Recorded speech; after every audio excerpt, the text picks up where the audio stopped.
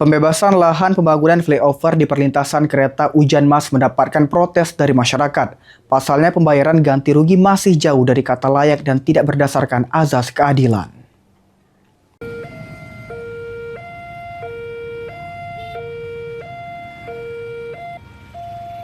Sejumlah proyek strategis berupa bangunan flyover di kawasan Muara Enim sedang berjalan.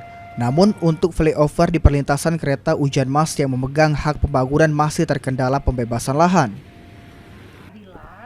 Kuasa hukum masyarakat, Coni Pania Putri mengatakan, jika masyarakat sangat mendukung pembangunan daerah apalagi menyangkut fasilitas umum, namun ganti rugi yang dikeluarkan di bawah standar.